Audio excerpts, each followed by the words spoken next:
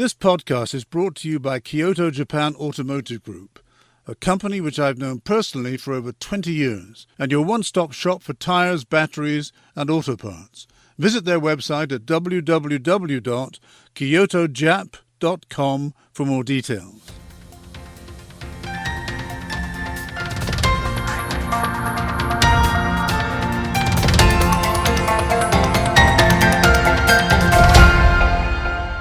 I've never stood for elected office myself, but I can imagine how difficult and demanding such a life is. My guest today is the Right Honourable Helen Clark, formerly Prime Minister of New Zealand, highly regarded and someone widely acknowledged to have risen above the ranks of politician to be hailed as a modern-day stateswoman.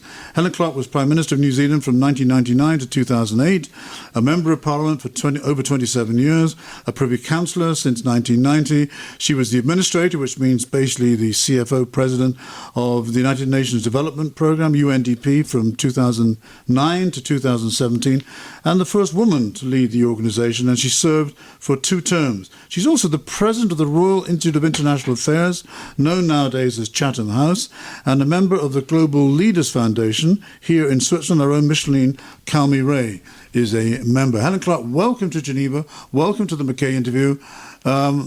It's good to have you here with us in Geneva. Thank you. I've just enjoyed your discussion with members and guests of the British Swiss Chamber of Commerce. Why else are you in Geneva, Helen? I came for a board meeting in the conference facilities out at the airport, and it was the Extractive Industries Transparency Initiative Board. I've been chairing that since 2019. We are a good governance and transparency anti-corruption initiative for the extractive sector. We have 56 countries implementing a standard, which is like a convention around disclosure in all respects of the industry. So that brought me here, and some more board meetings bring me back here in about a week. And the theme of your talk to the BSEC this morning was, can democracy survive the flood of elections in 2024? It's a rhetorical question. It's the title that you chose for today's breakfast discussion. By way of background, this year, 2024, at least 64 countries, home to nearly half the global population, will vote, including 8 of the world's 10 most populous nations: Bangladesh, Brazil, India, Indonesia, Mexico, Pakistan, Russia, United States. The European Union held elections just very recently. 2 billion voters, roughly, quarter of the world's population, eligible to vote. Churchill said, as you know, democracy is the worst form of government except for all those other forms that have been tried from time to time. He said that in 1947. Helen, what is the answer to your own question? Can democracy survive? It's under a lot of pressure, particularly from populists, and populists can come in a guise of the far left or the far right. Europe obviously had a surge in some major countries of the far-right parties, but by and large the centre has held, and one hopes we won't see a lot of change in the positioning of the European Union, which is an enormous soft power initiative. You know, without the leadership of Europe on climate, where would we be?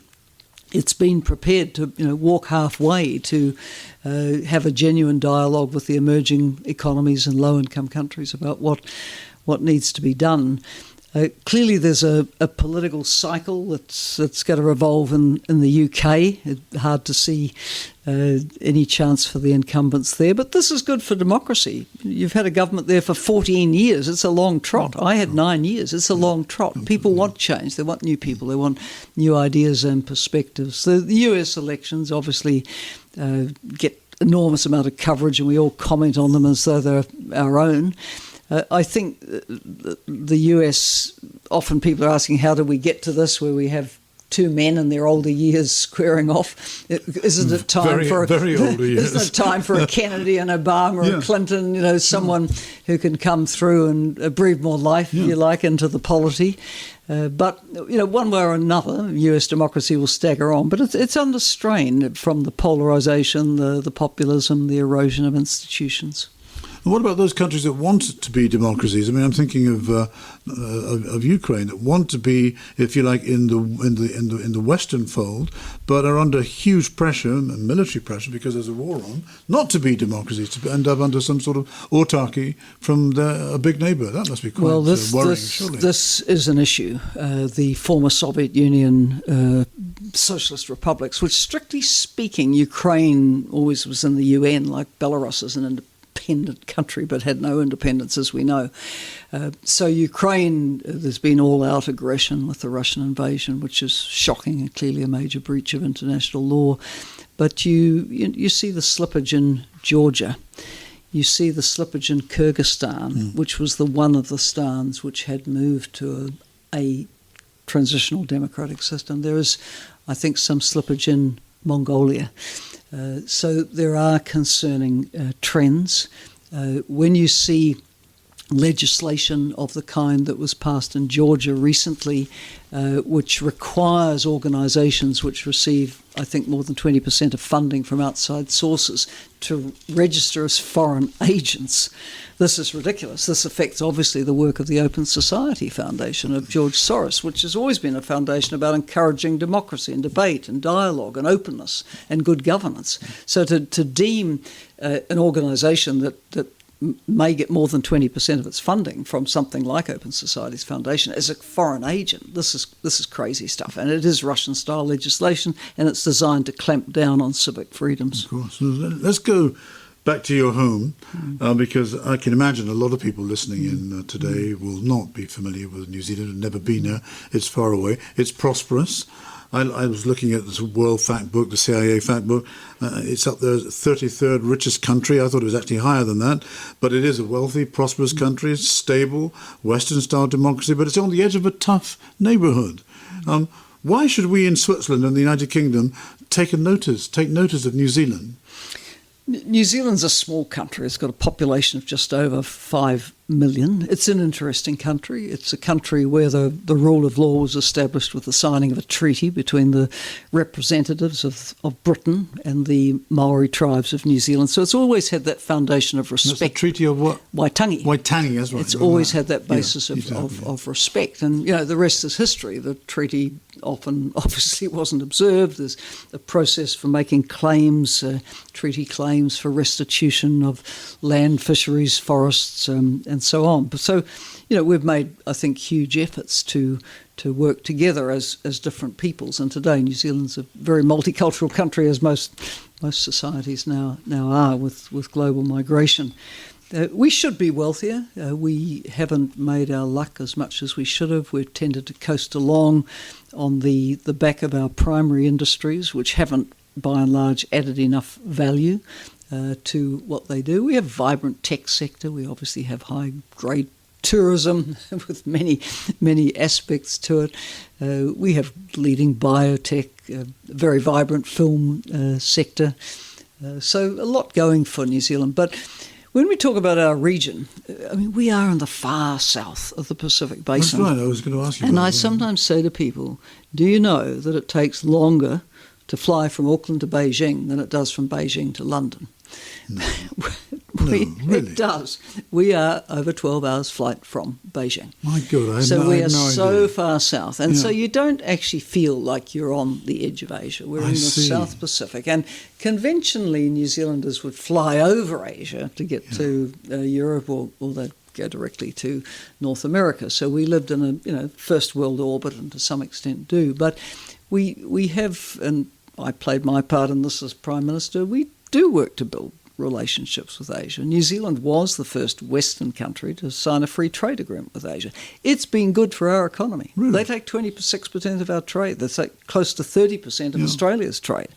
It's a major economy, and we have to find ways of working with China, not just sort of poking the borax. But tell me more about the other big net. When I say big, I mean population. The Philippines, Indonesia, Japan. Huge populations. How's the interaction there with those countries? So we have been always looking for opportunities to engage in the regional networks.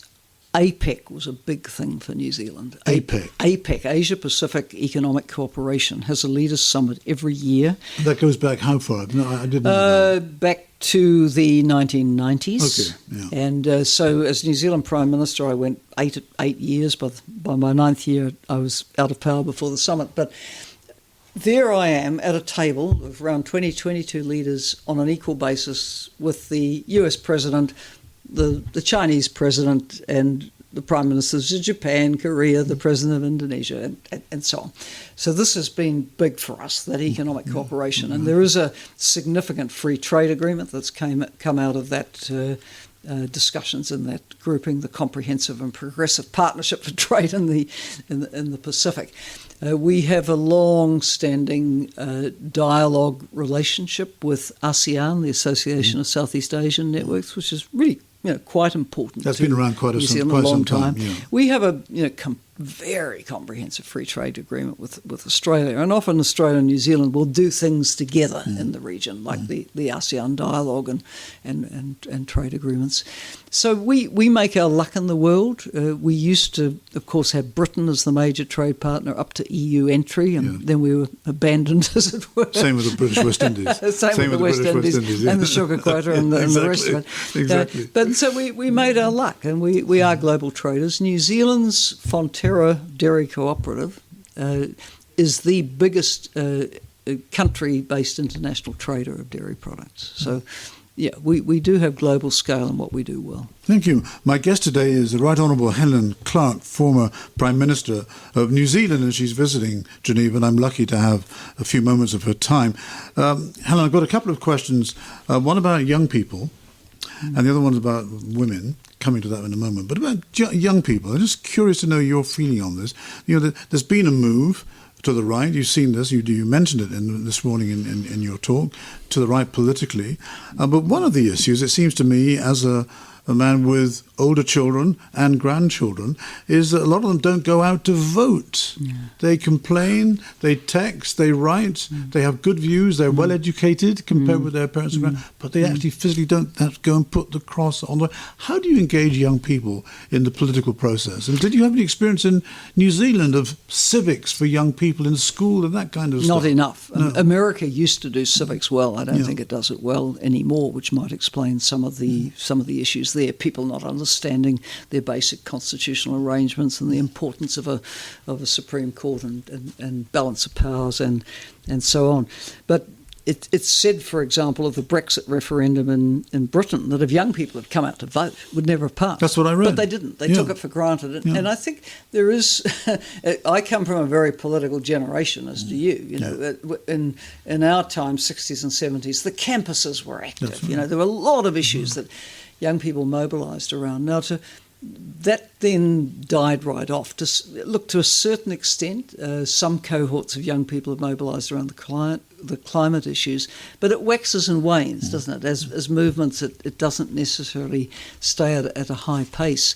But my message to young people is, if you don't like the way the world is, you have to engage. And you can't just stand outside and throw rocks at baby boomers or whoever. You have to get into the political system. You have to mould it. I mean, as a young person, I was very unhappy with what I saw in New Zealand politics. So I got engaged. My party, very different party from the one it was before I got involved, and a lot of other young people of my generation, young women as well. So you have to get in and help design political systems that are fit for purpose. For those listening who are not familiar with New Zealand, but your party was the Labour Party, the Labour Party. That's a left of centre party? But it's like British Labour. It's broadly Swedish Social Democrats. Yeah. It's a social democratic party. Yeah, okay, I understand. Now about women, I had a look at the list of post-World War II female heads of state and heads of government. I was surprised that it was actually much longer than I thought. I mean, Merkel obviously stands up. Bandernaike, I think she was the first, if not one of the first. Mrs. Gandhi, Thatcher, Bhutto, Brundtland, Sirleaf, Shipley, Arden from your own country, Rousseff, Golda Meir, Aquino, and of course here in Switzerland, although the women came late in the 70s with the vote and all those sorts of things, recently on the Swiss Federal Council, women have been very well represented. And this year, Viola Amherd is the president of the Federal Council, and we had Queen Elizabeth II, who reigned as a head of state, not as a head of government. But tell me, what's been your observation and experience of leadership styles of men and women in politics? Can one generalise about that sort of thing? Do they operate differently? But you've seen it right up close. What's been your experience, please? So there is a style of leadership associated with women, which is sort of flatter structures, less hierarchical, more consultative, not indecisive, but prepared to listen more, take advice. You saw in the pandemic that the women leaders in general came across as empathetic to what their populations were going through, which was horrible. They were good communicators. They listened to the science. Now, there were men who adopted the same style and approach, and they did well as well. But I think we'd be better off in general in leadership if these styles which have been associated with women were more broadly adopted by men as well. I see. No, I was just curious to hear your views on that, because I remember having been a young man with a young family in England at the time of Thatcher, and following that, she won 3 elections, I think, that women actually didn't do very well in political. I'm not talking about legislation that went through the House, but in terms of what was around the cabinet table, she seemed to surround herself mainly with men. She did. I think she was the only woman, but she was also a person of her times. I mean, think what it meant for a woman to make her way to the head of the Conservative Party when she did. Yeah. And could she have done it as a Jacinda Ardern style leader? No way. No. She had to show that she was the boss. Yeah. That was the way it was. Yeah. Now, I think women these days, while there's still not nearly enough of us in leadership, I think it's probably maybe 12-15% of the member states of the UN have women leaders in executive roles. I'm discounting queens. Yes, heads of government as opposed to heads of state. Heads of government, So we're not numerous enough, but there is more openness to the kind of lateral, collegial style that we bring.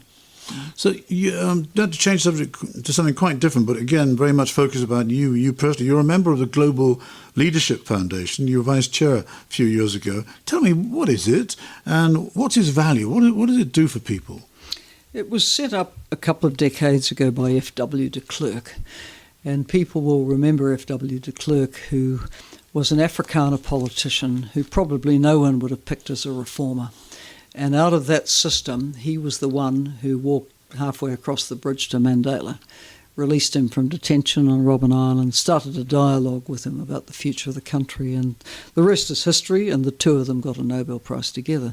But de Klerk reflected on the fact that he trod a very lonely road. A lot of his own people saw him as a traitor to their interests. He didn't have anyone to turn to. He had to, and he thought maybe there are other leaders out there like I was, who could do with some peer support. So he founded a network of former leaders and eminent personalities who could be rallied in support of leaders who were trying to deal with intractable issues, wanted to do the right thing but couldn't see a pathway to it. And people who could sort of help share the problem with and provide some mentoring and support. So do you make overtures to them? Yes. Or do they come to you? Or is it a little bit of both because you have a network? I mean, we make overtures. So in a broad international network, you'll always have someone who knows someone who knows someone. We make private approaches to leaders who we think we could be helpful to. Up to them whether they take it up. Some do, some don't. But we can make a difference. I'm an optimist by nature. I would guess with your political career and background, you're more of a pragmatist than an optimist, but I sense you must be optimistic to go into politics, that you can do something that's better for people. Multilateralism and the rule of international law, is there any point anymore in international Geneva? Is it dead, given what's going on in Ukraine now and in Gaza? And not to conflate the two, they're two quite different conflicts, but the carnage is terrible. Well, times are tough for sure. I mean, who would have thought in our lifetimes we'd see another land war in Europe? And obviously, in a sense, it's a proxy war. Russia on the west, with Ukraine as the terribly bloodied meat in the sandwich. It's terrible to see what they're suffering through. And then the Israel-Gaza conflict is absolutely horrific. And while no one makes excuses for acts of terrorism, which killed the many hundreds of Israelis. Nonetheless, the response has clearly been utterly disproportionate, with a death toll of some 38,000 and rising, and horrific injuries, amputations, trauma. The rule of law, I mean, it's you have so many sort of trite speeches about the international rule of law, but what a lot of people see is different judgments being made about massacres in Bushehr and massacres in Gaza, and that's not good for trust between North and South or for the global system. So wake-up call, really. What do we want as a global community? Do we want rules everyone's expected to live by, not just your friends, you know? Now, I suppose if one looks at the map, New Zealand has 2 islands. They're big islands, really, and more. Yeah, but two big islands. But the point I wanted to make is, and I come from a small island, and I grew up in a larger island in Britain. You have a very clear definition of where the boundaries are, but the difficulty must be, especially if the rule of law appears to break down, for continental countries, which were maybe part of another larger empire, and they must be quite nervous, I would imagine. The Baltics, for example. You couldn't say Ukraine. Where does the future lead on that? Well, land borders are, more the the outcome of years of treaties and wars and conflicts than they are of any natural division, right? If you look at, for example, the partition of Africa, Congress of Berlin in the late 19th century, which gave us a lot of the boundaries we have today. I mean, look at the shape of countries like Mali. They make no sense at all. But I think the African Union and its predecessor body made a decision that basically try to stick with what we've got, because if we go away from that, what do we end up with? All the way down to the Cape of Good Hope. Absolutely. And, the split with South Sudan from Sudan was not looked on with a lot of favour in African Union headquarters in Addis Ababa, and frankly, it hasn't done too well. So, we're stuck with what we've got, and people should support the borders that are there, because the alternative, as we've seen with Russia invading Ukraine and claiming this is its historic territory, is bloody and horrible. And in your experience, just to wind that up, in your experience, a place like multilateral Geneva is still worth pursuing, even though these difficulties seem immense at the time. Yes, and while it's very hard to get agreement on anything at the moment, it is positive that the World Health Assembly was able to sign off on amended international health regulations. The ones we had were frankly a constraint on dealing with the COVID-19 pandemic. We now have better rules. Countries have to implement them, of course, and agree to follow through, and that can be a struggle. The bigger sort of negotiation on the pandemic agreement is in great trouble, and if it's not concluded this year, and if there is a change of administration in the US, you'll never get a pandemic treaty, because the US, by objecting, has the power to stop it.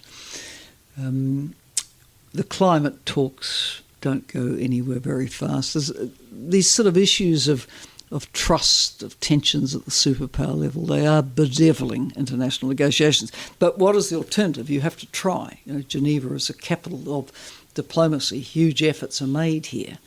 And we just have to support the diplomats who put their heart and soul into trying to build bridges across the divides.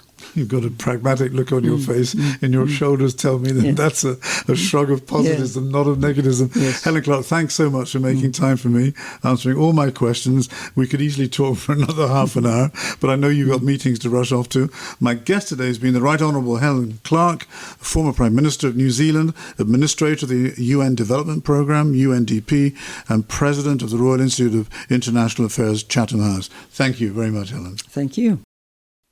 Thanks for listening to the McKay Interview podcast, brought to you by Kyoto Japan Automotive Group, a company which I've known personally for over 20 years, and your one-stop shop for tyres, batteries and auto parts.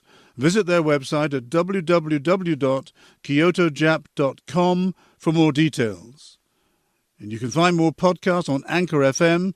Just Google McKay Interview Anchor FM. Thanks again for listening.